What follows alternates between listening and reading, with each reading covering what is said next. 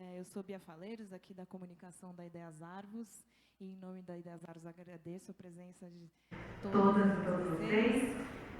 Nesse dia de celebração, em que a gente celebra o mês das mulheres, né, o início do mês das mulheres, com uma homenagem a uma grande arquiteta, Lina Bobardi, e com essa mesa incrível que a gente conseguiu reunir. Estamos muito felizes com a presença de todos os participantes aqui. Queria agradecer a presença da Silvana Rubino, professora Silvana Rubino, da Joyce Berti, que topou mediar essa conversa, da Gabi de Matos e da Camila Mota. É um prazer receber vocês todos aqui. Eu vou explicar rapidinho o que é esse espaço, né? Que talvez nem todo mundo tenha vindo já. A Galeria Ideias Arvos é um espaço de exposições e debates sobre arquitetura e cidade, que agora também tem recebido shows, então fiquem até mais tarde para o show da CEL hoje.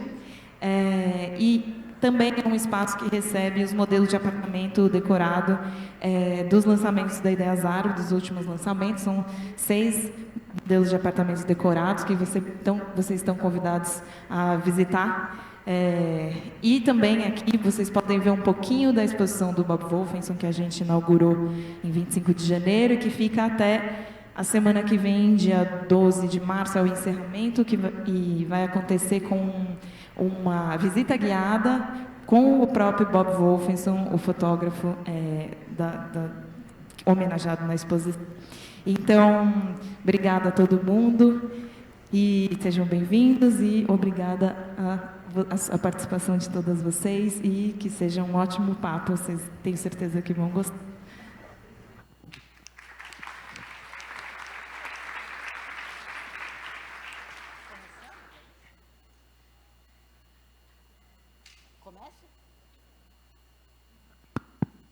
Oi, podemos?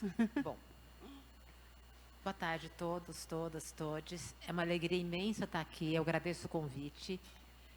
Já vou avisar que é bom alguém controlar meu tempo e em algum momento falar assim, menos Silvana, porque como a Lina é meu assunto preferido há uns 20 anos, às vezes eu começo a falar da Lina e quando eu vejo, está anoitecendo e eu estou aqui na maior animação, né? Vocês já estão sucumbidos e eu aqui. O que há para a gente falar da Lina que a gente já não acha que sabe? Por que acha que sabe?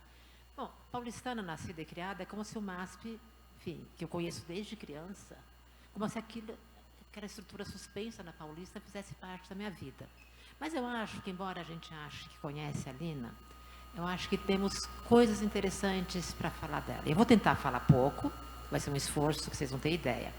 E pensar na Lina, na relação que ela estabeleceu com as cidades onde ela viveu e trabalhou. Então, eu vou tentar dividir essa breve fala rapidamente em 4 cidades: Roma, Milão, São Paulo e Salvador. Bom, o que a gente pode falar de Roma, né? A Lina nasceu em Roma, nasceu do lado do Vaticano, foi batizada no Vaticano, não era fraca não, hein, gente? Não é que ela foi batizada na igrejinha do bairro, não. Ela foi batizada no próprio Vaticano, estudou naquele bairro, que é um bairro muito bonito em Roma, chamado Prati de Castello. E foi em Roma que ela teve a relação familiar, que tem tudo a ver com ela fazer arquitetura, e sua formação também. Por que a relação familiar? Seu pai, Enrico Bo, ele era pintor de domingo, pintor de fim de semana, pintor amador, e foi com ele que a Lina aprendeu a desenhar. E se vocês tiverem oportunidade de olhar aquele livrão do Marcelo Ferraz, que tem os desenhos do Enrico Bo e os desenhos da Lina, vocês vão ver que eles têm o mesmo... Não só um traço que conversa, não é o mesmo traço, mas um traço que dialoga, como o apreço pelas mesmas questões, para serem temas dos desenhos e pinturas. As cenas de rua, os mercados, a vida urbana, popular de Roma. Então, a Lina já estava ligada nessa questão da cultura popular, lá atrás, pela convivência com seu pai. E seu pai também, ele era construtor, ele é engenheiro de obra. Não sei se ele é engenheiro de projeto, isso eu não conseguia averiguar. Mas ele tocava obra. E parece que ele levava a Lina, filha mais velha, para tocar obra junto com ele. Bom, crescendo no ambiente, entre aulas informais de desenho e a quantidade de desenho da Lina é uma coisa acachapante. Acho que ela desenhava 24 horas por dia. Indo tocar obra, não é de se espantar que, embora ela tenha feito o liceu artístico, que tenha sido encaminhada para fazer um curso de Belas Artes. Por que Belas Artes, gente? Aí é imprescindível a gente fazer uma pequena pausa. Porque era mulher. O curso de Belas Artes para uma mulher não era para a mulher virar uma baita artista, era para a mulher ser aquela mulher culta, que cuida da casa, mas sabe escolher os móveis, sabe escolher as artes decorativas, sabe tocar uma conversa. Tinha um pouco essa função. Quando eu era jovem, chamava alguns cursos desse tipo de curso espera marido. Muito feio falar isso, mas chamavam curso de letras, eu fiz letras em algum momento. Ah, você está fazendo um curso espera marido? Não, estou cursando letras. Gracinha, né? Mas, então, teve esse aprendizado familiar. E quando tudo isso parecia que ia culminar, e ela prestando, depois do liceu artístico, um curso de Belas Artes, para ser aquela mulher burguesa, bem cultivada, ela tem um chapéu e foi fazer arquitetura. Na faculdade de arquitetura que ela faz em Roma, ao que parece, quando eu digo ao que parece, é porque assim, porque eu tentei apurar e não cheguei na apuração completa. Ao que parece, eram 2 mulheres no curso. Quem é a outra? Faz 30 anos que eu estou tentando descobrir. Eu sei quem é uma, que é a Lina. Quem é a outra, eu não consegui descobrir. É muito difícil descobrir as mulheres. Primeiro, porque muitas vezes elas estão sombreadas pelo trabalho de homens e porque muitas vezes as mulheres mudam de nome. Então, você começa a procurar uma pessoa que tem um nome e essa pessoa sumiu, casou, mudou de nome, ou separou, mudou de nome. São vários casos de mulheres assim que desaparecem da história e reaparecem 20 anos depois, quando alguém descobre que ela sempre esteve ali com outro nome. Mas ela vai fazer, então, Lina, que chamava Aquilina de Enrico Bo, que nasceu em dezembro de 14, ela vai fazer o curso de arquitetura. Nesse curso de arquitetura, é importante ressaltar 2 coisas. A Itália estava desde 22, Lina nasceu em 14, a Itália estava desde 22, sob o começo do fascismo. E vocês vão perguntar, quem era fascista? Bom, a Lina não era, mas quem era fascista? Todo o resto. Um monte de gente. Inclusive um monte de gente que a gente admira. O escritor Luigi Pirandello, fascistão. Vejam bem, gente, vamos separar um pouco o joio do trigo. Não estou dizendo que já tinha começado a Segunda Guerra, ele ainda não tinha dado, o Benito Mussolini não tinha dado os braços para o Hitler, ele estava só naquele começo de botar uma certa ordem e modernização naquela Itália, que era, vamos dizer a verdade, um país periférico na Europa. Alguns europeus diriam até hoje que é, né? Europeu que acha que a Europa é só França e Alemanha, talvez dissesse que Portugal, Itália são meio periféricos. Mas, enfim, tem toda uma discussão decolonial para a gente encarar essas coisas. E a Lina, então, vai estudar nessa faculdade que está totalmente rendida ao fascismo. O diretor da faculdade, que se chamava Marcello Piacentini, era o arquiteto Tuducci. Um outro arquiteto importante, que foi professor dela também, se chamava Gustavo Giovannoni. Lina passou anos negando a influência positiva dessas pessoas. Ninguém precisa concordar comigo, que a gente pode até conversar disso depois. Eu acho que está na hora da gente dar um desconto para o Piacentini. Por quê? Porque ele formou Lina Bardi, Rino Levi e Gregori Warszawski. Então, o Brasil deve pelo menos uma para ele, tá? Porque ele fez parte da formação de arquitetos que foram muito importantes para a arquitetura moderna no Brasil, e as obras dele estão pela cidade, para não me deixar mentir. E Giovannoni, no que diz respeito a patrimônio histórico, restauro, teorias do restauro, naquele momento, Giovannoni era o cara. Então, Lina passou muito tempo dizendo assim, não, Piacentini era fascista, tal. Mas, no fundo, ela, assim como Warszawski e Rino Levi, pôde aprender bastante com ele. E quem também era fascista? Pietro Maria Bardi, que dirigia uma revista chamada Quadrante, que terminava com o editorial dizendo assim, é o que o Dutti pensa, e o Dutti tem sempre razão. A primeira vez que eu li isso aí, eu nem não conseguia me mexer na cadeira. Mas eu volto a dizer, era o fascismo do começo, não era o fascismo com o antissemitismo, não era o que o fascismo... E não estou Gente, vejam bem, não estou passando pano para ninguém, estou só tentando entender no contexto desse início o que aquilo significava. Então a Lina se forma arquiteta nesse pântano ideológico, é um pântano. É um mangue ideológico ali. Mas ela achava Roma muito careta. Não com essas palavras, é claro. Essa palavra, né, é minha. Muito conservadora, a capital, o Vaticano está lá, tudo. E a Itália tem uma coisa muito interessante. A Itália tem uma autonomia municipal, que uma cidade da Itália não é nada parecida com a outra. Roma é a capital porque está lá o Vaticano, mas Roma não tem importância nenhuma, não. Importante é o norte da Itália, importante é Milão, que era industrial, que tinha uma arquitetura moderna. Então, a Lina se forma e vai para Milão. Milão tinha uma cena de arquitetura. E aí o que ela traz de Milão? Se de Roma ela trouxe uma informação sólida, mesmo que ela negue, de Milão ela traz uma convivência com arquitetos modernos. Tinha um grupo chamado Grupo 7, que era um grupo de arquitetura super importante em Milão. Em Milão, especialmente já nos anos 40, quando a Lina está se formando, tem uma discussão sensacional, que é a discussão que a gente chama de nova museografia milanesa. Do que eu estou falando? Gente, eu estou falando dos cavaletes. Muita gente que não gosta dos cavaletes do MASP adora falar assim, já escutei isso, essa invencionice da Lina Badi. Não tem invencionice nenhuma.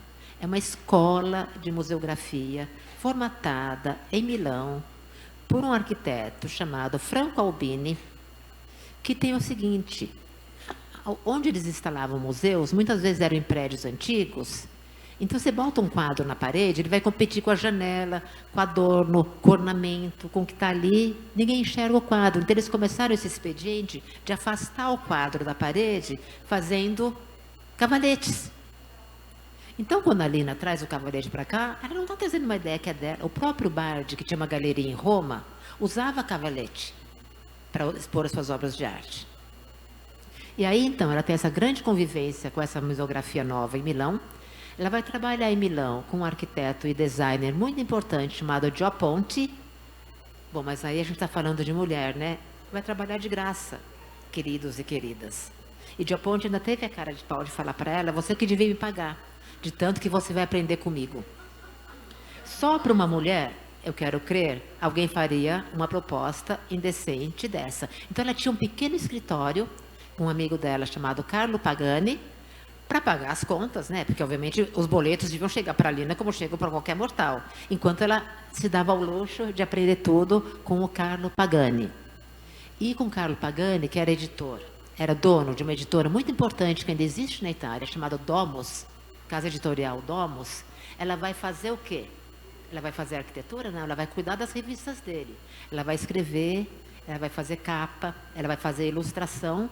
Em revistas menores, ela escreve, às vezes, uns artigos a quatro mãos com Pagani, assim, como agenciar uma pequena casa de campo, como, ela não falava a palavra decorar, mas no fundo é um pouco disso que se trata, como lidar com um espaço pequeno, ou seja, ela está fazendo muito mais interiores e desenho, porque ela desenhava magnificamente.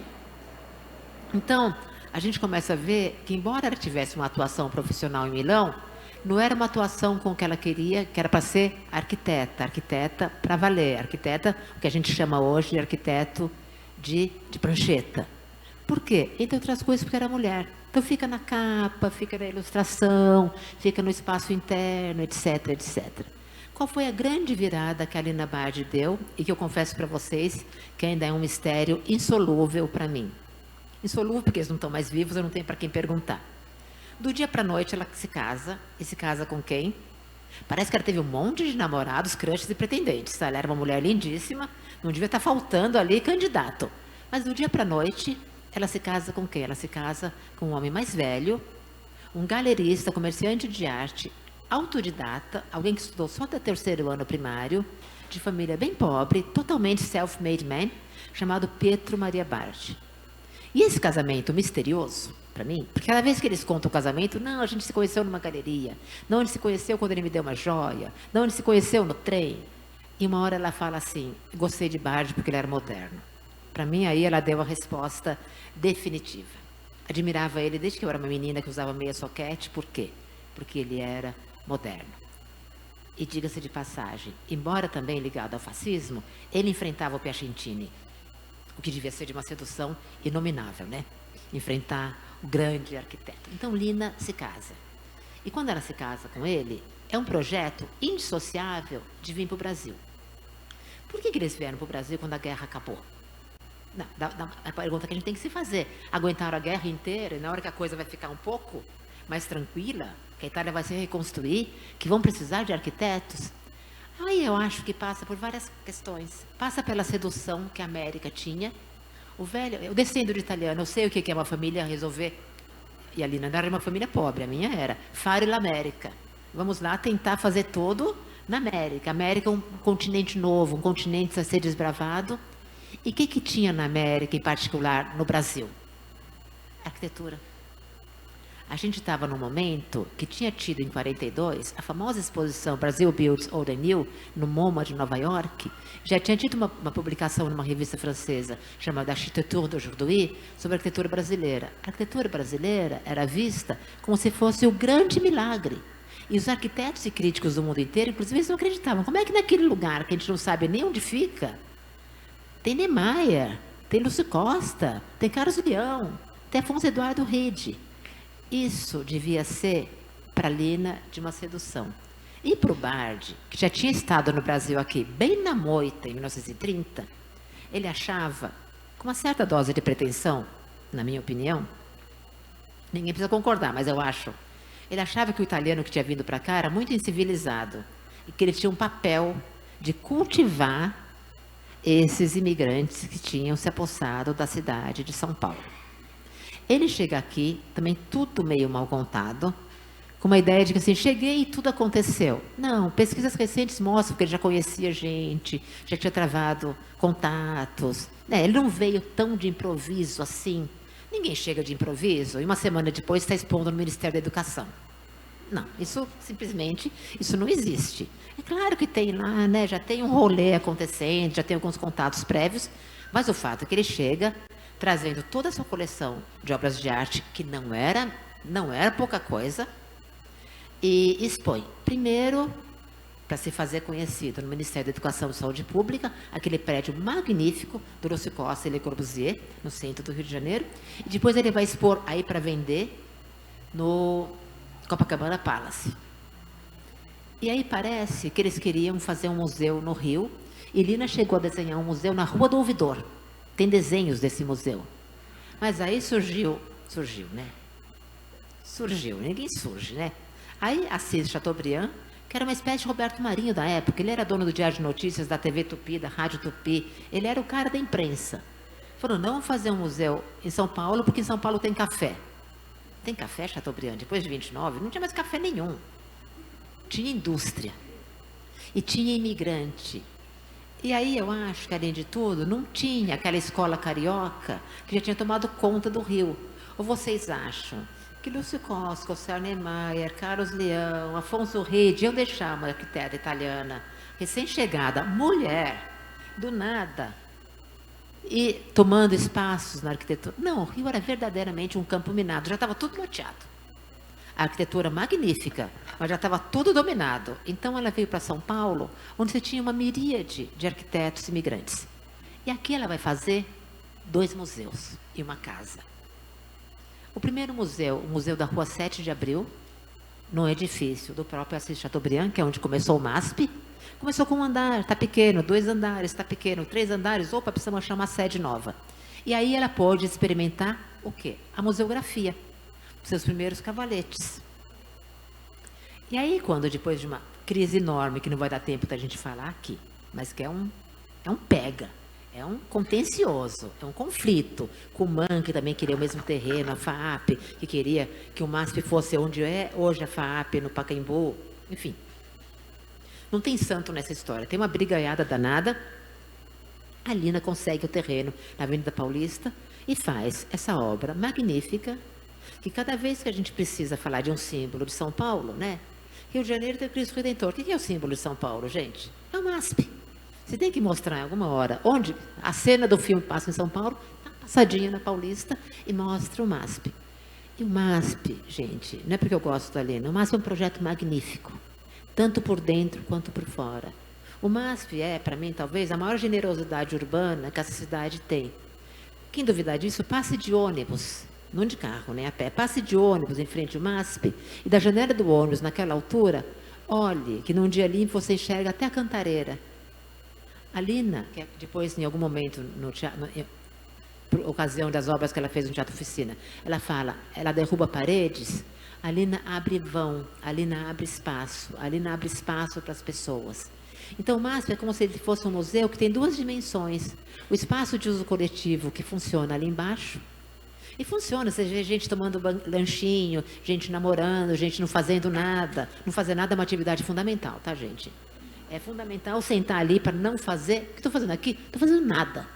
Isso é maravilhoso. E como você tem um museu em cima, e no museu, aí tem algo que é preciso dizer. Ela pegou aquela ideia do Franco Albini, dos cavaletes, e levou a uma perfeição que o Franco Albini sequer desconfiava. Por quê? Eu não tenho desenho aqui, mas vou tentar abusar da imaginação de vocês.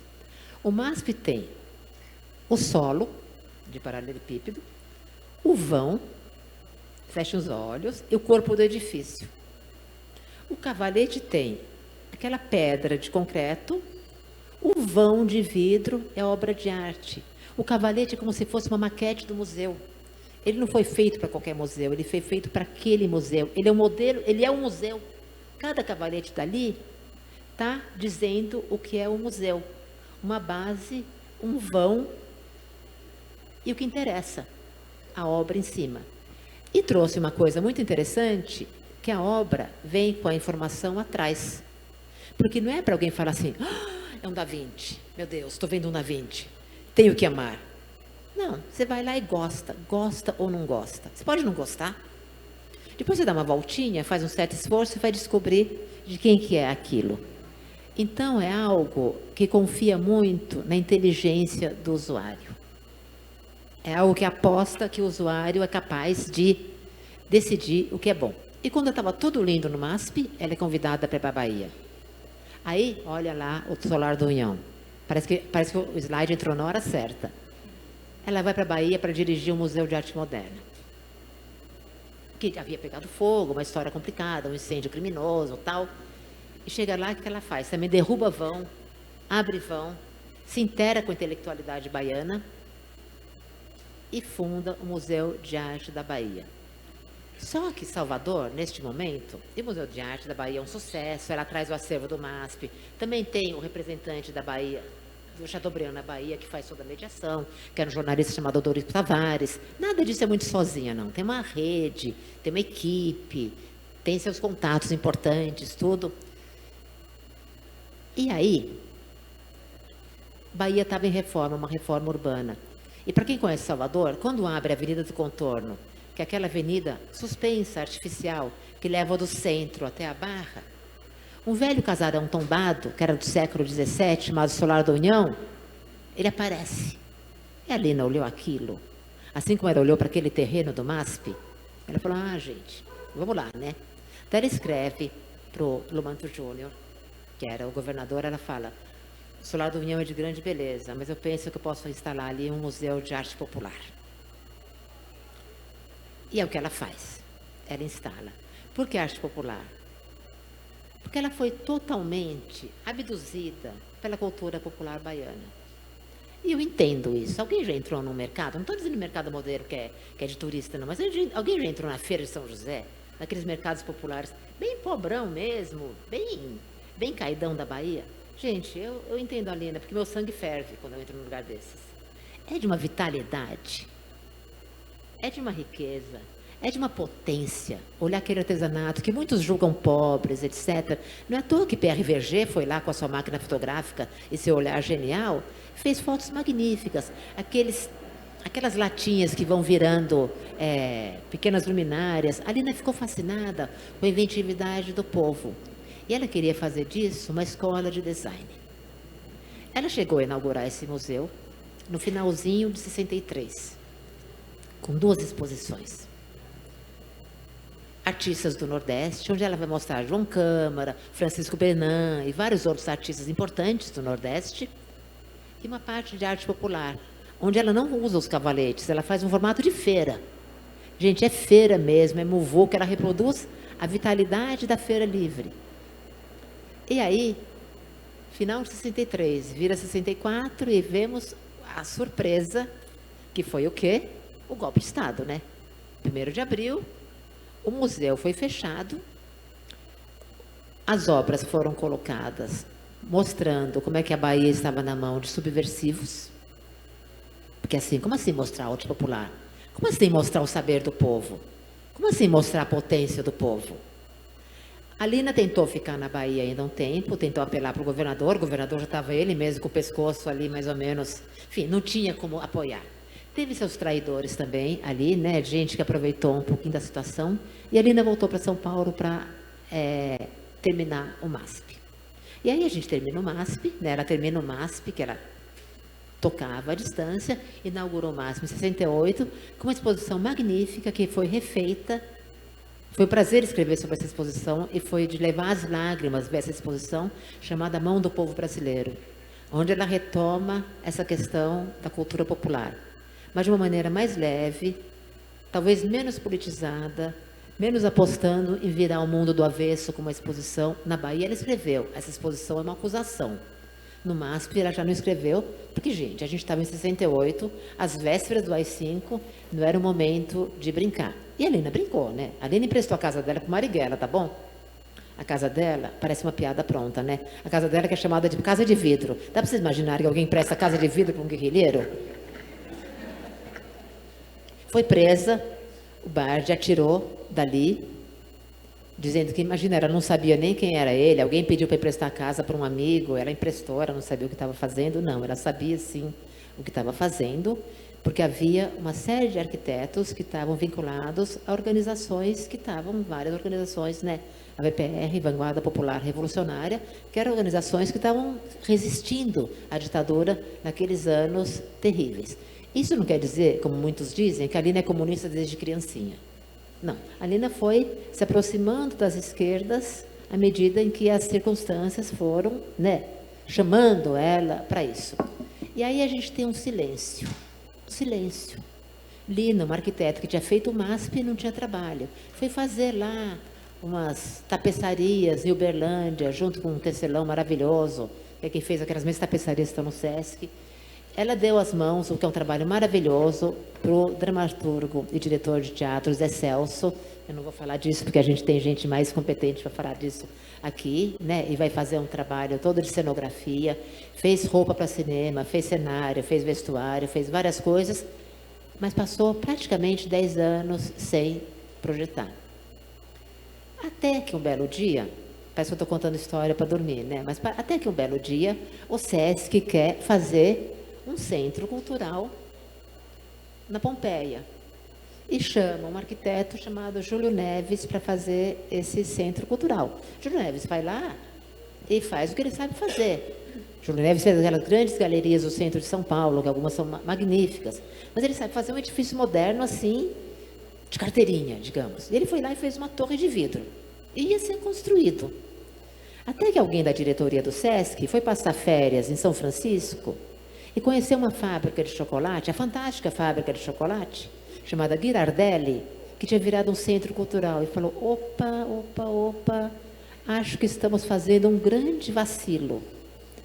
Pagou o projeto para o Júlio Neves, que deve ter ficado um pouco zangado. Mas quem pode fazer isso agora? Aí alguém sugeriu. A Lina fez uma transformação magnífica no Solar da União, lá atrás, no começo dos anos 60. E chamam a Lina para fazer o Sesc Pompeia. E o resultado vocês conhecem. É, na minha opinião, o prédio mais magnífico da cidade de São Paulo. Faça a experiência, chegue no Sesc Pompeia numa terça-feira de manhã.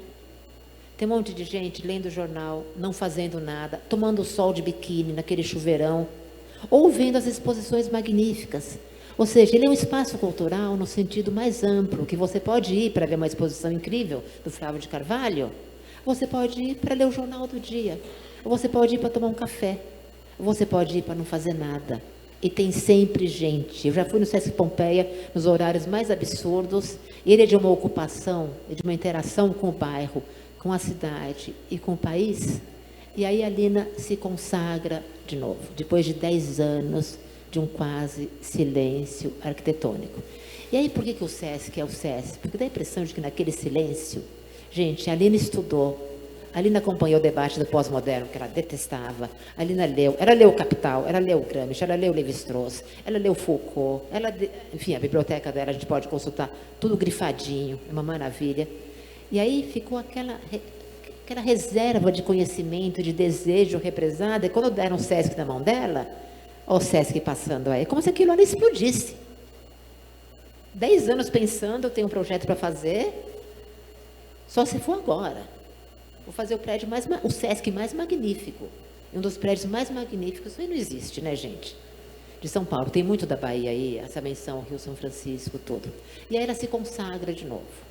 Quando ela vai morrer, quando ela morre, né, em 92, bastante doente, ela estava fazendo justamente o quê? A nova sede da prefeitura para Luiza Erundina, que era uma ideia magnífica de tirar a prefeitura do Ibirapuera e levar a prefeitura do centro. Mas não do centro chique, do centro rico, como é hoje. Que, inclusive, ela está num prédio que teve participação do Marcello Piacentini. Mas era do centro pobre, gente, era do Parque Dom Pedro, aquele centro com terminal de ônibus, aquele centro com bagunça. Quem já foi no Parque Dom Pedro? Aquilo ali é a definição da muvuca. Era ali que ela ia instalar com a magnífica Luiza Erundina, e aí ela morre. Mas antes de encerrar, eu queria falar duas coisas. Primeiro, eu fiquei muito honrada pelo convite para falar da Lina. Mas eu gostaria que nos próximos anos, para a gente falar de uma mulher arquiteta, a gente não falasse mais da Lina. Porque a Lina, embora tivesse uma carreira atravessada por várias questões de gênero, porque mesmo uma arquiteta bem-sucedida tem sua carreira atravessada por humilhações, por puxadas de tapete, por questões de gênero. As mal-sucedidas, então, eu não vou nem falar, mas mesmo as bem-sucedidas, as têm. Eu gostaria que, na próxima vez, a gente trouxesse à luz outras arquitetas, porque elas nunca deixaram de existir. Desde o século XIX, a gente tem, no mundo afora, uma miríade de arquitetas maravilhosas, muitas vezes trabalhando junto com arquitetos e tendo seu nome nublado por esses arquitetos. Tem uma que eu gostaria de mencionar, que uma aluna minha pesquisou, chamada June Jordan, americana, negra, melhor amiga da Angela Davis, tá bom para vocês, que fez um projeto para o Harlem, de verticalização do Harlem nova-iorquino, junto com um arquiteto muito conhecido chamado Buckminster Fuller, e consta como projeto do Buckminster Fuller. Isso é muito comum, elas trabalham em parcerias com outros arquitetos. Então, acho que está na hora da gente começar a falar dessas outras também, inclusive das contemporâneas, nomear. Por que a gente fala tanto que o Sesc 24 de Maio, que é magnífico, é do Paulo Mendes da Rocha? Tem uma arquiteta na equipe chamada Marta Moreira. Não conheço a Marta, mas tenho certeza que ela não estava ali passeando. Então, é preciso dizer o nome de todo mundo que passou por um projeto. Porque a arquitetura não é a realização de um lobo solitário que tem uma eclipse, que numa eclipse tem uma tempestade cerebral e faz um projeto incrível. É um projeto que demanda colaboração. Alguém fez os caixilhos dos edifícios do Le Corbusier. Alguém desenhou a escada do projeto de alguém. A Lina teve colaboradores. A Mayumi, que era uma arquiteta que foi colaboradora da Lina, foi quem resolveu as janelas do MASP. Não é uma resolução da Lina, é uma resolução da Mayumi. Então, a arquitetura é um trabalho mais coletivo do que a gente costuma pensar. Então, eu queria fazer um pouco esse pedido para que a gente continue a falar da Lina, mas traga também todas as outras. Porque daí, talvez, finalmente, a gente possa falar numa arquitetura contemporânea. Não no sentido de uma forma, mas uma arquitetura que traga as questões contemporâneas. E gostaria de encerrar com uma conversa. A gente teve aqui uma pequena reunião de pauta, assim, um pouquinho antes, para combinar o dia de hoje. E saiu essa história da Lina se chamar de arquiteto ou arquiteta. A última fala da Lina, que foi um pouco antes de morrer, num congresso em homenagem a Lúcio Costa, a fala dela foi muito interessante. Ela já estava, nessas alturas, bombando, né, o Sesc super consagrado, ela, né, por cima de todo mundo de novo. Ela vai falar do Lúcio Costa, que foi um grande interlocutor, com quem ela tem um contraponto bastante tenso ao longo da vida. Mas ela elogia Brasília, elogia o Lúcio. Ela fala que sem Brasília, o Brasil não passaria de uma republiqueta de bananas. E ela fala assim, mas vamos parar de falar, porque eu não sou conferencista, eu sou arquiteta. E é a primeira vez que, pouco antes de morrer, a Lina fala que ela é arquiteta. No feminino, prestigiada, consagrada e no feminino. Se no começo da carreira dela era político falar que ela era arquiteto, porque ela tinha que enfrentar um meio bastante masculino, naquele momento era também político ela falar que ela era uma arquiteta. Ela fala assim, eu não sou conferencista, eu sou arquiteta. Vamos ter um diálogo. Então, eu termino com essas palavras da Lina. Vamos ter um diálogo. Muito obrigada.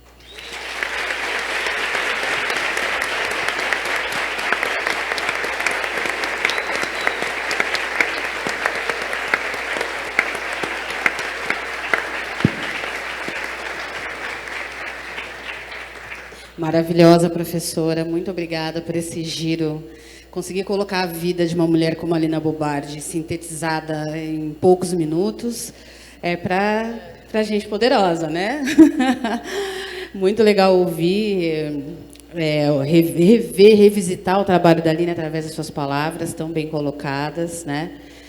A Lina foi, sem dúvida nenhuma, uma pioneira. Eu disse e sempre digo que a Lina Bobardi ela foi responsável pela minha percepção. Na verdade, ela foi responsável pela consolidação de uma percepção que eu já tinha com relação às cidades. Eu sou formada em arquitetura e urbanismo, mas eu sempre fui muito direcionada para o urbano, para o pensamento sobre a cidade. Eu nunca trabalhei com projeto, embora eu goste, ache incrível, mas não tem projeto sem cidade para implantar. E uma das coisas que eu acho importante de destacar é que a Lina, na minha percepção, ela foi uma das pioneiras nessa condição, nessa potencialidade de pensar numa edificação, mas dentro de um contexto de cidades. A Lina estava totalmente antenada com o todo. Ela não estava pensando só no edifício que ela estava projetando, que ia ser construído. E isso é uma característica muito dela. Se você fizer um passeio pelos grandes arquitetos, as estrelas da arquitetura, você percebe que existe, sim, ali uma megalomania, né? Existem muitas críticas, muitos debates em torno disso, falando. Você pensa, por exemplo, no Calatrava, que projetou o Museu da Manhã no Rio de Janeiro, né? Que faz aquela coisa que está totalmente destoada do lugar onde está inserido. A Lina vem com o brutalismo, com o concreto, com toda aquela coisa, mas, ao mesmo tempo, ela consegue, através do traçado, dar um tom de aconchego, de conforto, um tom convidativo aos projetos que ela, enfim, implantou, desenhou, pensou. Isso é muito importante. No caso do MASP, é esse divisor de águas no meu pensamento sobre as cidades, né? Porque existe um debate levantado por arquitetas feministas, que é da questão das cidades fálicas. As cidades são fálicas. A arquitetura trabalha a partir de símbolos. O urbanismo é a arquitetura potencializada pela condição do espaço coletivo, né? E tudo isso não foge do símbolo. Quando uma pessoa senta, um arquiteto, uma arquiteta senta para projetar uma edificação ou para planejar uma cidade, uma intervenção dentro da cidade, ele está colocando ali, conscientemente ou não, tudo aquilo que atravessa a vivência dele, tudo aquilo que formou uma percepção do lugar onde ele vai construir, do lugar onde ele vai projetar, onde ele vai intervir. E a nossa história da arquitetura, não só brasileira, mas também mundial, ela é completamente masculina. Nós temos pouquíssimas inserções de mulheres. Agora, por quê? Porque as mulheres nunca se interessaram por construir. É muito contraditório quando você pensa que, historicamente falando, o espaço destinado às mulheres é o espaço doméstico. Então, como é que a mulher que é destinada ao espaço doméstico, que é um espaço interior, ela ficou de fora de toda a história da arquitetura? Isso não faz sentido nenhum, né? Aí, como a professora bem já colocou aqui, existe essa questão da mulher arquiteta ser colocada na condição de decoradora, né? E não tem nenhum problema com isso. A beleza, a arte, tudo isso também faz parte, né? Só que as mulheres elas têm condições de ir muito além também. A arquitetura não é uma profissão exclusivamente masculina, mas ela tem sido.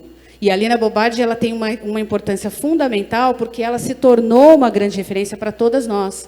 Mesmo para mulheres negras, que hoje em dia estão conseguindo abrir mais seu espaço, se colocar mais dentro do mercado de trabalho, ainda muito timidamente, né, devido às condições que são dadas, mas a Lina é um símbolo para todas nós, porque ela foi lá e fez. Obviamente, a gente não pode descartar a condição social de onde ela vinha, né, além de ser uma europeia, casada com alguém que tinha um padrão de vida completamente fora da realidade, não só daquela época, mas também da nossa época, né? Então, porque a arquitetura também vai muito nessa linha, né?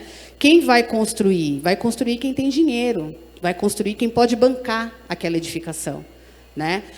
A gente tem a autoconstrução hoje em dia nas favelas, né? A produção habitacional no Brasil vai muito nessa linha. E aí você percebe uma outra característica, né? Então, a arquitetura está totalmente atravessada por símbolos. Agora, quando você olha para o MASP, você vê uma quebra desse padrão falocêntrico da arquitetura. Você tem uma quebra imediata ali. E não é só uma quebra visual, é uma quebra também sensorial. Porque aquele vão livre, ele convida toda a cidade a estar ali.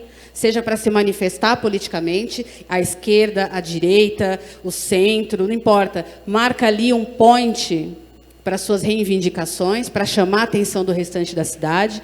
A própria formatação do MASP como edificação, ele dá uma sensação de liberdade, ele dá um sentido de abraço, né? E isso, obviamente, porque foi projetado, sim, por uma mulher que tinha outros parâmetros de vivência, outras questões sendo trabalhadas e envolvidas no cotidiano profissional dela, ainda que ela não se assumisse ou não se posicionasse como feminista, nunca vi nada a respeito disso, mas aí também entra a seguinte questão: quando você nasce numa determinada condição, que é desenhada pelas opressões de raça, gênero e classe, intuitivamente você faz muitas coisas que são ativistas, que são militantes, né? Então, quando a Lina Bobardi, a última frase dela, que ela se afirma como arquiteta, até então ela se dizia arquiteto, tem ali uma questão que é muito mais do que gramatical, do que, enfim, ela está se reafirmando como arquiteto durante um bom período, até por conta de toda a pressão que muito provavelmente ela sofreu ao longo do trabalho dela. E, no final, ela consegue respirar e se enxergar como alguém capaz e que enfrentou aquele paredão masculino dentro da profissão. Tem uma fala dela sobre o MASP, que ela disse num documentário, que não é para ser bonito, né? Era para ser funcional. Embora a gente ache bonito, eu acho lindo. Mas não era para ser bonito, era para ser funcional. Mas eu quero que as pessoas saibam que foi uma mulher que fez, que foi uma mulher que projetou. Então, a Lina é fantástica, ela é um símbolo de arquitetura, ela é uma das genialidades da arquitetura mundial, na minha concepção, né? Para mim, eu tenho ali a Lina e Oscar Niemeyer como grandes referências, como grandes inspirações, não só para pensar cidades, mas para pensar outras questões também que nos atravessam vivendo dentro dessas cidades. Então, para mim, é uma grande honra ter sido chamada para mediar esse bate-papo, ouvir essas mulheres incríveis, atuantes, falando sobre essas questões, sobre a Lina e sobre como o trabalho da Lina, de alguma forma, atravessa todas nós. E aí eu queria perguntar para a Gabi, que é uma mulher negra incrível, que tem representado muito dentro da arquitetura. É um novo momento para a arquitetura no Brasil. É um novo momento. É um momento onde as discussões relacionadas à diversidade, a opressões, à raça, a gênero, todas essas questões, elas estão finalmente na mesa de debate. E não tem sido fácil, tem sido uma grande batalha. Né? Porque a gente tem que ser chato em certos momentos, porque quando você vê lá, vamos discutir a arquitetura brasileira, e aí são sempre os mesmos homens, brancos, né? Com aquela visão eurocêntrica, e a gente tem que ir lá bater na porta e falar, meu filho, é 2023, não dá mais, né? Vamos melhorar isso aí, vamos trazer um diálogo realmente diverso, né? A gente encontra essa característica do gosto e da abertura para a diversidade na obra da Lina. Esse contato da mentalidade, da formação europeia dela, com a brasilidade dada pela cultura nordestina e por outros lugares do Brasil onde ela teve uma intervenção mais ativa, você entende que ela estava completamente tomada por essa inversão de mentalidade, e isso se expressa também no trabalho dela. Então, a gente tem aqui a Gabi de Matos, que está fazendo um trabalho incrível, que está representando muito, que já esteve à frente do IAB, Instituto dos Arquitetos do Brasil, que eu gosto sempre de mencionar, porque é um dos órgãos mais expressivos, mais importantes para o exercício da arquitetura no Brasil, né? Agora ela está no pavilhão de Veneza, na Bienal, está lá lindamente nos representando. Eu queria ouvir da Gabi, em que momento a Lina Bobardi te chamou para uma realidade de representatividade e que fez você suspirar e falar, uau, eu sou uma mulher? Porque essas coisas não vêm assim de imediato, é um processo, você vai se descobrindo, né? Então, quando que a Lina te tocou com a varinha de condão dela e aí você falou, uau, é isso, é esse o caminho, e eu tenho uma função muito além de só projetar, de só pensar em arquitetura, de só, enfim, articular todas as coisas que você tem feito hoje em dia? Obrigada pela pergunta. Boa tarde, gente. Eu gostei muito dessa pergunta, porque eu fiquei pensando nisso desde que a Bia fez o convite para a gente fazer essa conversa aqui. Exatamente sobre isso. Como se dá esse meu contato com o trabalho da Alina? Eu acho que, como muitas arquitetas, obviamente, a figura da Alina é uma das únicas, né, apresentadas na nossa formação. Né? E o que é uma pena, mas ao mesmo tempo ela tem uma produção tão completa, digamos assim, que faz sentido, porque a gente vai abordando, né, o trabalho dela em disciplinas diferentes, em assuntos diferentes, enfim. Então eu acho que o primeiro contato dela comigo o meu contato com o trabalho dela foi pelo fato dela ser uma mulher. Então isso foi bem representativo ali na graduação. E depois eu fui tendo vários contatos com a obra da Alina por motivos diversos, assim. Mas, para resumir, eu acho que o que me interessa mais é que ela se apropria da arquitetura, assim como ela se apropria das artes de uma forma geral. Assim, eu tive contato com a Alina, arquiteta, primeiro, e depois eu entendi que o trabalho da Alina e a forma dela ver o mundo, né, e de se colocar no mundo, ia muito além da arquitetura. Então, eu acho que ela era uma artista. A arquitetura foi uma das ferramentas que ela usou para se expressar, né? E que se expressou lindamente com a arquitetura, mas com as outras artes também. E o entendimento dela da arquitetura também era um entendimento muito expandido, sabe? Ela relacionava a arquitetura com a cultura muito, nos projetos, e aí também tem uma coisa dela ter passado por várias escalas de projetos, né? Então, ela desenhou coisas pequenas, né, muito pequenas, até projetos enormes, tipo o Sesc Pompeia e o MASP. Então, eu acho que a forma como ela se desafiava também, em cada oportunidade que ia aparecendo para ela se expressar, se colocar, também me interessa muito. Assim, e o fato dela, dessa estadia dela, dessa presença dela também em Salvador, ter significado, eu acho que teve uma mudança de chave ali no entendimento dela sobre a arquitetura. Afinal de contas, era uma mulher, né, italiana, não era brasileira, chega com uma visão muito colonial junto com o parceiro dela. Então, o Brasil é esse lugar que a gente precisa descobrir, a gente precisa ocupar, né? E existia toda uma ocupação já, uma efervescência cultural acontecendo aqui. Então, ela primeiro chega, como muitos, né? Chega com essa visão colonial, mas aí ela tem essa experiência e em Salvador ela se permite ser afetada pela cultura local, né? Como Silvana colocou, a questão da arte popular, enfim, e também dos projetos de arquitetura que ela faz lá, eu tenho a impressão que sempre com muito cuidado, muito em diálogo com as pessoas do lugar e de como aquele projeto vai ser como que eu posso dizer? Como ele vai afetar aquele entorno ali, né? Como ele vai colaborar também para aquela cultura local. Então, o meu trabalho toca muito com o trabalho dela nesses pontos, sabe? Nas escalas diversas, no fato dela ser uma mulher. Mas também tem umas coisas na história dela que eu acho que não são, enfim, não são muito faladas e que são muito importantes para nós mulheres, principalmente nós mulheres negras, arquitetas. Porque as entrelinhas, né, essas coisas de como, que a Silvana colocou um pouco ali, como ela consegue fazer um projeto do MASP, conseguiu um terreno na Paulista.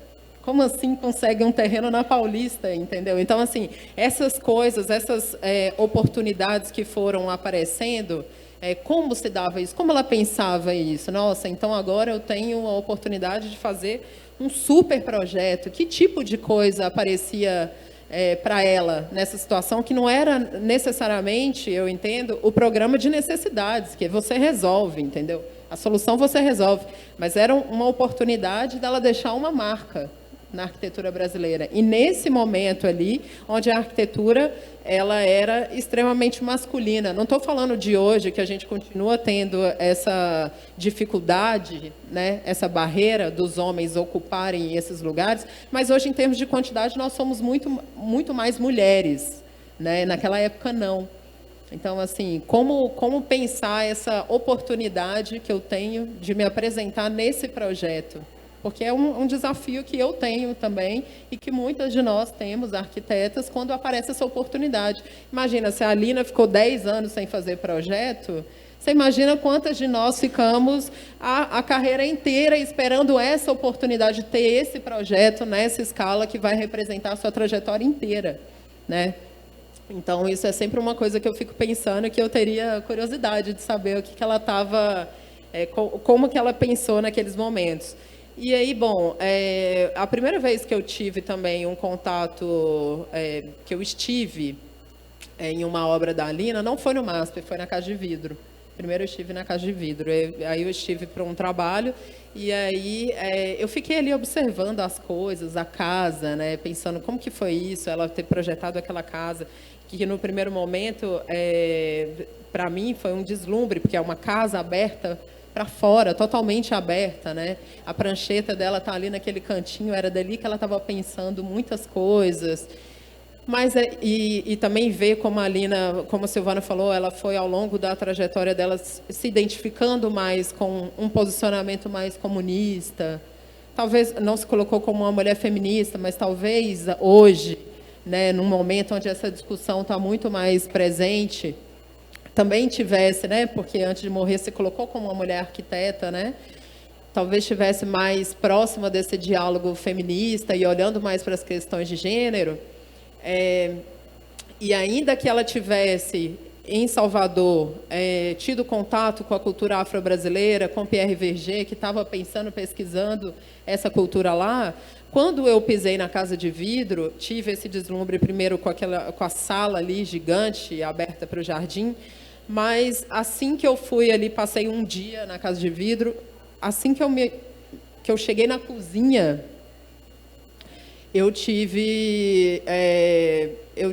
me caiu uma ficha assim muito grande de como que a questão ainda de raça, ela é ainda, obviamente, mas ali naquele momento pouco problematizada, né? Então as pessoas estavam sim questionando questões políticas, colocando né, comunista e etc. Mas a cozinha, ela é um espaço totalmente fechado e escondido da casa. Então, você abre uma porta, né? Você abre uma porta e você chega ali naquele balcão comprido até o fundo, né? Uma janela em cima, né? Como assim? É uma casa de vidro, a janela se abre para o entorno inteiro. Na cozinha, ela tem uma janela que é uma janela de senzala. Desculpa, mas na arquitetura colonial, em casarões tipo Ouro Preto, Mariana, é aquela janelinha que fica no chão, assim, na calçada, é aquela janela que está lá na Casa de Vidro e que tem muitas casas modernistas por aí, né? Então, eu fico pensando como que o debate ele não conseguiu acompanhar, ele não conseguiu necessariamente entender o solo onde ele estava pisando, que é um país, né, construído em cima do racismo, né? Então, assim, eu ficaria curiosa de ver como ela ia, hoje em dia, receber todas essas discussões, né? E aí, tem uma fala que foi muito interessante para mim, porque, como a Joyce falou, eu e o Paulo Tavares, a gente está fazendo a curadoria do Pavilhão do Brasil, na Bienal de Veneza, que abre agora em maio. Eu não posso falar muito ainda do projeto, porque a gente vai divulgar ele melhor no final desse mês, mas posso dar alguns spoilers. Então, e eu vi essa frase da Alina e pensei, olha, isso tem tudo a ver com o que a gente está trazendo para a Bienal. Ela fala assim: o Ocidente está à beira de uma revisão total. Eu acho que o Brasil não faz parte do Ocidente. O Brasil é África. Ela fala isso de Salvador, né? Então, esse entendimento de que a cultura afro-brasileira não era apartada da cultura brasileira, ela era, ao contrário disso, ela é grande parte dessa matriz cultural brasileira, ela estava começando a ter contato com isso, né? Então, hoje, eu e o Paulo, a gente apresenta uma proposta curatorial que a gente intitulou de Terra, entendendo que a Terra é essa matriz fundante, vamos chamar assim, das filosofias afro-brasileiras e indígenas, então que a partir da Terra a gente consegue fazer um diálogo entre essas duas presenças, né? brasileiras, e aí, a partir daí, fazer o entendimento de uma arquitetura que estava presente já nesse período pré-colonial, ela já existia aqui, ela está presente ainda, e a gente entende como uma arquitetura do futuro. E por que a gente diz uma arquitetura do futuro? Não é exatamente porque a gente vai começar a construir oca ou casa de barro, não é isso. É que a gente precisa pensar uma arquitetura que seja possível de acontecer, entendeu? Sem que a gente tenha que destruir, né, esse mundo, que ela cause o menor impacto possível, porque até agora não é isso que a gente está fazendo, né? Então, é essa arquitetura que a gente apresenta na Bienal de Veneza. E eu acho que eu respondi a sua pergunta, não respondi, já? Se respondeu, super respondeu. Essa coisa da inserção das pessoas no debate de raça e de gênero, a gente tem, sim, que olhar com um pouquinho mais de paciência, porque não é que hoje em dia é tudo machismo, hoje em dia é tudo racismo, hoje em dia é tudo... Não é hoje em dia, sempre foi, só que nem sempre existiu um espaço aberto para que essas questões fossem colocadas. Então, as próprias mulheres do passado, nem sempre elas conseguiram se entender dentro dos seus problemas, da vivência dos seus problemas, como algo que era causado exclusivamente pelo gênero a qual ela fazia parte. E ainda hoje em dia as pessoas têm muitas dúvidas com relação a isso, né? Então não é assim, recentemente num reality show aí apareceu uma menina que se descobriu negra, né? Então soa muito esquisito isso. Mas quando você para pensar, não é se descobrir negra, tipo, não é exatamente isso, é você descobrir que a sua vida é atravessada por uma informação social que determina tudo, determina o lugar onde você mora, com quem você vai casar, se você vai casar ou não, o assassinato do seu primo, que saiu para ir para uma balada, enfim, determina muita coisa, né? A Lina, ela entra na arquitetura brasileira e faz parte da construção dessa história da arquitetura brasileira como uma exceção. Hoje em dia, nós somos 63% do contingente dos profissionais de arquitetura no Brasil, segundo informações do nosso CAU, Conselho Federal de Arquitetura e Urbanismo. Então, quer dizer, mais da metade dos profissionais de arquitetura e urbanismo hoje são mulheres. Agora, façam um exercício rápido para saber se vocês conseguem, assim, na lata, dizer uma mulher que seja, que está à frente de um projeto de planejamento urbano, de revisão das cidades, da reforma urbana, ou de uma grande edificação. A gente não tem, quer dizer, a Lina Bobardi fez o MASP, que é um marco, né? Quais outras mulheres? O Anhangabaú, por exemplo, tinha Rosa Clias fazendo o projeto ali. E quem lembra? Ninguém lembra. Então, isso é um problema muito sério. Hoje em dia, o nosso enfrentamento é outro. No tempo da Lina, o enfrentamento era ser catártica dentro de uma exceção onde ela estava cavando um desenvolvimento para deixar um legado que, hoje em dia, a gente pode, pelo menos, olhar e falar, não, nós somos capazes, sim, de projetar. Não é porque é mulher que não tem essa capacidade. E aí, falando em catarse, a gente lembra do Teatro Oficina, que eu acho que é um dos espaços mais catárticos da cidade, não só porque tem ali o José Celso Martinez Correia, mas por toda a história que ele carrega ali. Como estar dentro de um espaço como esse, trabalhando num espaço como esse, e sabendo que uma mulher esteve ali pensando em cada detalhe e, enfim, tendo a oportunidade de colocar aquilo para funcionar, de colocar aquilo de pé. Bom, boa tarde. Eu acho que a Lina, ela entra no Oficina, acho que quando todas vocês já falaram da relação dos prédios com fora, e a Lina começa trabalhando no Graça e Senhor, que é um espetáculo do Brecht, de 1969, que teve no Teatro Oficina, e a Lina fazia arquitetura cênica. E ela inaugura esse título, arquitetura cênica, eu acho que vem muito de um pouco que já foi colocado, decorar, não decorar, porque a cenografia seria uma espécie de decoração, e a arquitetura cênica ela teria uma relação estrutural com a montagem de um espetáculo. E aí, quando essa peça está sendo montada, está demolindo todo o casario em volta para a construção do Minhocão. É exatamente esse momento que começa essa parceria assim, da Lina com a companhia. E aí, o que ela faz? Ela não abre o prédio, porque a oficina que a Lina trabalhava em 1969 é o prédio que é o projeto do Flávio Império, que foi inaugurado com o Rei da Vela, que foi um projeto que, assim que o Rei da Vela estreou, no dia da estreia, ele já estava obsoleto, assim, em relação à linguagem que estava se desejando cada vez mais e sendo trabalhada naquele espaço.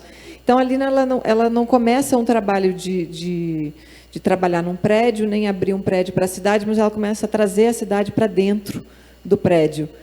E a arquitetura cênica da Selva das Cidades, ela é toda feita com os escombros do Minhocão, que é um ringue de boxe. Ela vai trazendo esses escombros e era destruído diariamente aquele chão e foi descoberta a terra ali embaixo. Então, a gente começa essa saga que embaixo do palco tem mar, embaixo do palco tem terra, e aí começa... Eu vou voltar um pouco, porque a primeira oficina foi queimado, incendiado, que era um projeto do Joaquim Guedes, que era um teatro sanduíche, como o do Sesc Pompeia.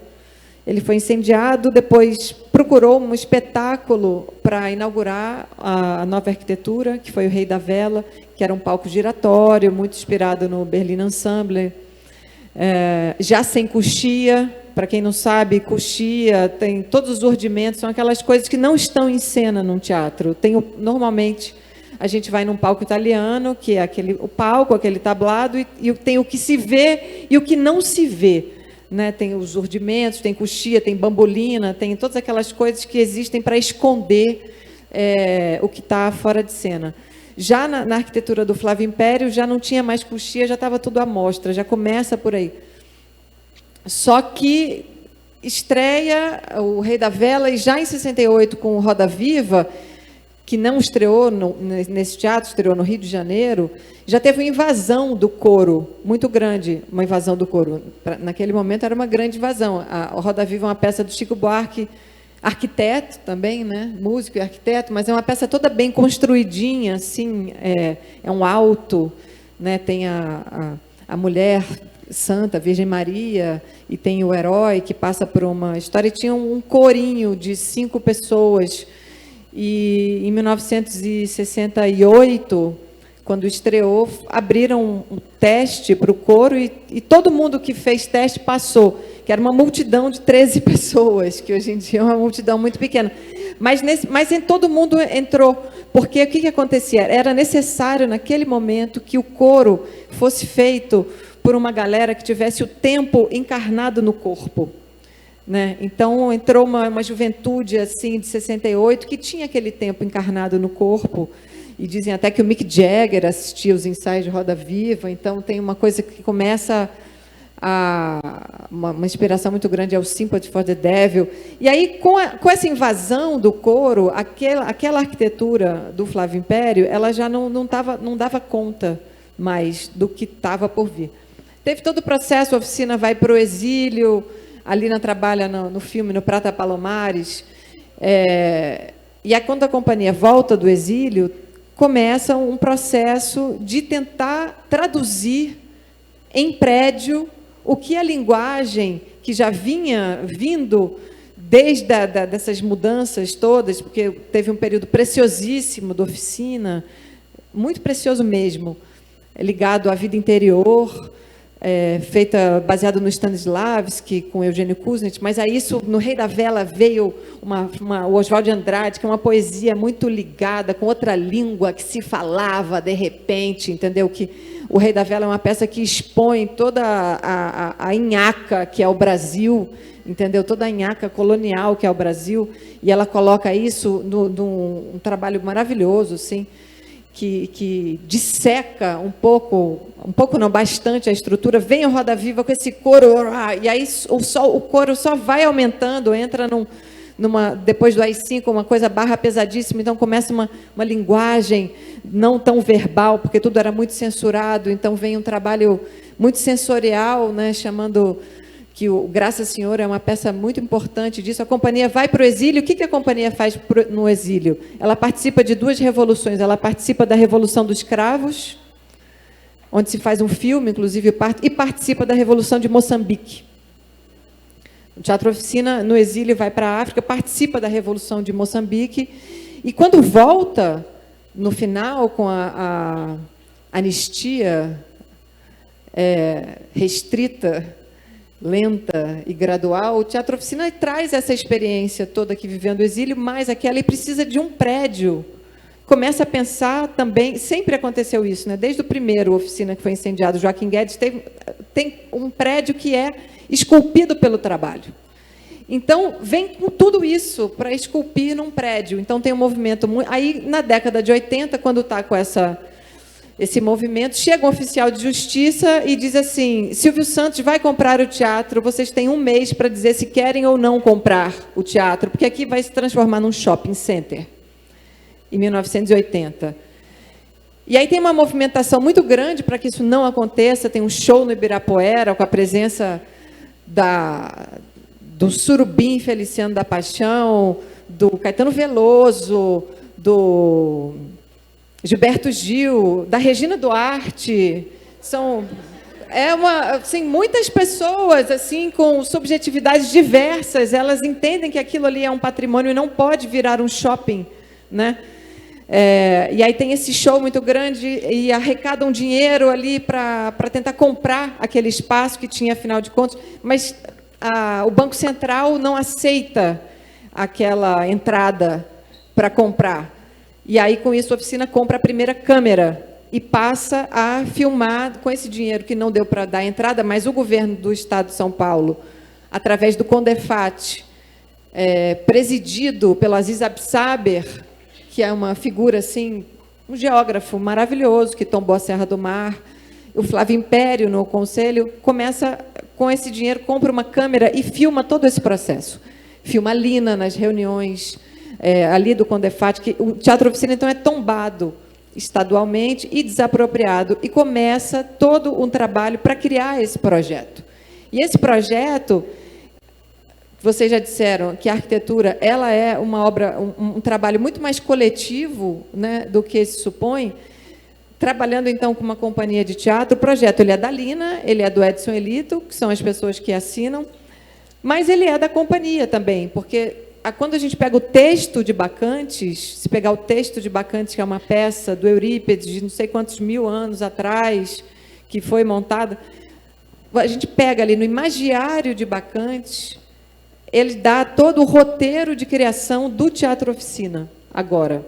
Então, era preciso existir uma fonte, que era o rio, o Dirce, o teto precisa abrir para se comunicar com os Urânidas, porque a contracenação ela não é mais aqui, né? Porque no teatro, e muito no Teatro Oficina, tem três coisas que dão, eu acho que dão nessa catarse, são três relações muito fundamentais que a gente faz. A gente atua, eu atuo para mim, eu atuo para si, que é uma pessoa diretamente, e eu atuo para o sol.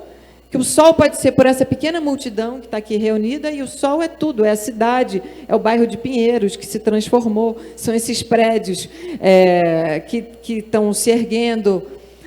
Então, assim, tem esses três pilares, e a arquitetura do Teatro Oficina, ela materializa isso. Então, a gente diz que é um prédio que é esculpido por um trabalho, e ele continua nesse projeto. Inclusive, o tombamento da oficina é um dos tombamentos mais incríveis, porque a primeira coisa que acontece quando o Teatro Oficina é tombado, ele é transformado, porque o tombamento é para uma linguagem que acontece naquele lugar. Então, aquele prédio, o Flávio Império, o autor do prédio que estava ali em vigor, o prédio de 67, ele é o primeiro que diz, muda esse prédio. E aí o Teatro Oficina ele tem as paredes, os tijolinhos de uma fábrica, 1907 e tal. Ali na planta uma árvore, ali, que é uma árvore cesalpina, num jardim, que tem ali, tem aquelas quadras tipo do Bexiga, assim, tipo linguiça, e aqueles imóveis tipo linguiça compridos, assim, né? O Teatro Oficina tem 10 metros por 44 metros. E aquilo ali é visto como um sambódromo, uma apoteose. E o Teatro Oficina não é um teatro, ele é uma rua. Ele é uma rua onde as coisas passam. E ali, a Lina já ia vislumbrando, atravessar essa rua para dar... Ela diz assim, Teatro de Scala de Milano, dando para as catacumbas de Silvio Santos. Porque tem que varar aquele lugar, porque ali atrás era o estacionamento do Baú da Felicidade. A gente, exatamente, porque o Silvio Santos também, agora a gente já ligou e já disse, eu não quero fazer mais nada ali, mas paga ali que resolve. Mas ele tinha, né, ali começou o Baú, ali no Bexiga e tal. Então, assim, a Lina, ela transforma o Teatro Oficina num teatro urbanista. Toda a linguagem, desde a selva da cidade, ela transforma junto com toda a companhia, né? Porque são mais de, sei lá, quantas pessoas trabalharam no Teatro Oficina. A última vez que a gente contou e fez a lista de todo mundo, em 2013, eram mais de 2.500 pessoas que passaram pela Oficina. Das mais diversas, arquitetos, artistas, atores, atrizes, costureiras, tudo que se faz, né? Porque é uma arte que se faz e precisa de uma multidão. E aí uma coisa que é fundamental, que eu acho que é uma grande contribuição da Lina para a linguagem da companhia, e eu acho uma grande contribuição para hoje, que o Teatro Oficina realmente não tem mesmo coxia, tudo está em cena. Então, quando a gente vai, assim, trocar de roupa, aliás, essa roupa é da Lina, é do acervo dela, é uma roupa da Lina Bardi, que a gente ganhou roupas da Lina. Quando a gente vai trocar de roupa, a gente tem que fazer isso escutando o que está acontecendo. Então, quando a gente é muito jovem, muito cabaço, começa a trabalhar no Teatro Oficina, a gente é afobado e acha que não vai entrar na cena, a gente vai trocar de roupa.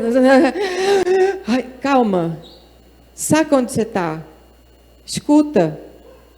Às vezes, se precisar, toma um ácido, vai escutar melhor. Entendeu? Aí, tá... olha, dá tempo. Aí a gente vai dançando lá no camarim. Lá no camarim a gente dança. Então, quando a gente entra em cena, a gente não parou, não tem aquela coisa de corte, sabe? Eu saio de cena. Isso é um desespero, às vezes, atuar em outros teatros, que o camarim assim, é no outro andar. Sei lá, a gente fez temporada em teatros magníficos na Alemanha, a gente se perdia pelas escadas e não sabia o que estava acontecendo, assim. E isso é um privilégio desse desenho, a gente poder o tempo inteiro estar em cena, mesmo quando a gente não está em cena. E, às vezes, a gente chega gente nova e não saca ainda a linguagem, e a gente a gente tem que ter uma disciplina muito grande de passar essa linguagem, para não chegar lá, estou no camarim, agora eu descanso. Gabi, então, vamos fazer uma coisa? Não, vai ali, fica ali o tempo inteiro, saca? Porque o teatro é um lugar de contracenação mesmo, assim. Realmente é muito bom essa experiência, é muito bom poder ser atriz, assim, você tem que fazer aquela coisa, não canso fazer todo dia a mesma coisa, justamente porque não é a mesma coisa. Eu tenho a possibilidade de, cada dia, eu vou te encontrar, a gente tem a cena, então a gente contracena, mas a cada dia eu posso dar uma interpretação diferente para isso, saca? E, nesse sentido, eu acho que falta isso no Brasil, hoje. A gente poder ter, assim, a prática de contracenar os contrários, da gente criar realmente possibilidades. Porque tem uma frase muito maravilhosa da Lina, que é: o tempo linear é uma invenção do Ocidente. O tempo não é linear. Ele é um maravilhoso emaranhado, onde a qualquer instante pode ser encontrados pontos e inventadas soluções. A gente pode sempre inventar soluções, saca? E eu acho que outra coisa importante, assim, dessa catarse, porque, ultimamente, aliás, eu acho muito importante que quem está aqui procure saber o que é o Parque do Rio Bexiga, que a Lina, quando vislumbrou a gente ir para as catacumbas do Silvio Santos, e da mesma maneira que tem umas coisas maravilhosas nos projetos da Lina, tipo, a gente lê a descrição, que eu não sei como chama, não é descrição, o memorial do projeto, por exemplo, do Anhangabaú, que não ganhou o concurso, ela fala, e aí na grama, os fluxos diários das pessoas que vão criar os caminhos por onde a gente vai, porque o caminho ele vai ser concreto a partir da experiência das pessoas que vão passar para lá, que vão passar para cá. Então, vão criar aquelas marcas na grama, e, a partir daí, a gente consegue traçar, por exemplo, uma via pública num parque, né? Então, assim, são projetos muito ligados à existência. E o Bexiga, nesse momento, passa por e é maravilhoso poder estar aqui, num lugar de uma construtora discutindo essas coisas, assim, 5 minutos. É muito bom a gente poder estar aqui discutindo essas coisas, né? Porque quando a Joyce fala de uma arquitetura fálica, aliás, eu vou lançar uma provocação, o MASP daquele jeito, eu não entendo porque a reserva do MASP vai ter aquela torre chamada Pietro Bardi. Eu, assim, acho isso uma questão... É o falo. Aquele falo, tem a Lina e tem aquela pica, Pietra, do lado, entendeu? Eu acho muito estranho o nome, pode ter, precisa de uma reserva técnica, precisa, não acho isso, não vai cavar, ocupar o metrô, a estação MASP, não é essa questão. Mas, assim, chamar de Pedro eu acho estranhíssimo, não é? Esquisitérrimo, assim. Porque fica a Lina e o marido, Lina, vai fare no café e tal. Assim, então, lanço essa provocação. Ainda está em tempo de não precisar batizar o prédio de Pietro. Apesar dele ter sido tudo que ele é. E maravilhoso também, e contraditório e tal. Fascista, gente boa. Que foi importante. Não, porque isso existe também. Isso existe também. A contradição, ela existe. Ela existe, né? E a gente precisa contracenar com a contradição. E aceitar que ela existe e, a partir daí, inventar soluções. Então, assim, quem está aqui, procure saber, vai no Instagram, descobre o que é o Parque do Bexiga, o Parque do Rio Bexiga, porque é uma luta que vem lá da Lina. Porque, nesse momento, o Bexiga que é um bairro, que tem uma maneira de existir, que tem sapateiro, tem gente que conserta a máquina de lavar, porque ninguém mais conserta a máquina de lavar, a gente compra outra. Não tem sapateiro. O Bexiga tem um modo de existência ainda, que com essa verticalização, assim, de São Paulo, do jeito que está muito ameaçada essa maneira de existir. Porque eu acho que a grande discussão é que cidades passam a existir e que cidades passam a não existir com a verticalização. Né? E o Bexiga, que é uma perifa no centro de São Paulo, que é um bairro de criança na rua, é um bairro de muita coisa, de repente não vai ser mais. Ah, mas precisa.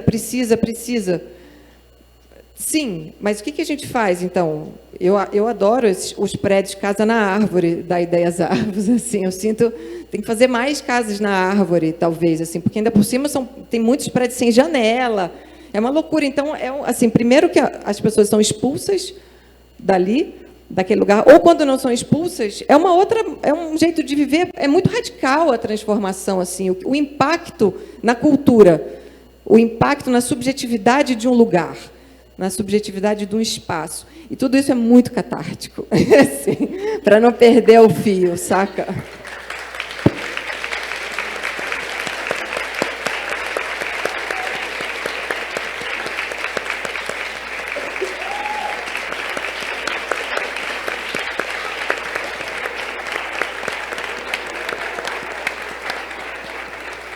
Muito maravilhoso.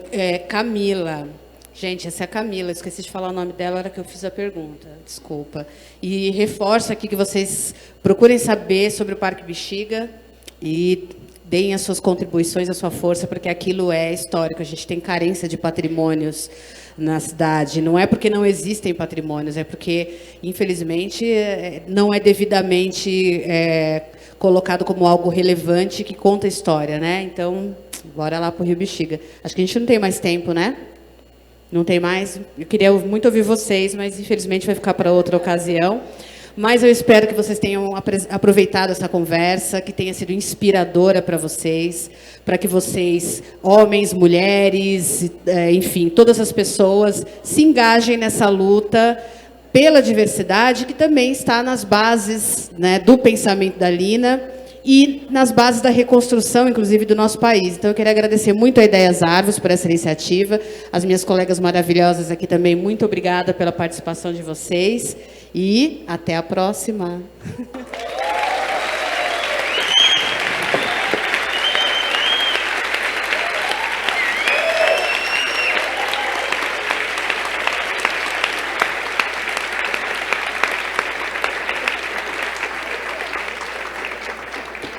Ah, e conheçam o Teatro Oficina. Vivo! Então...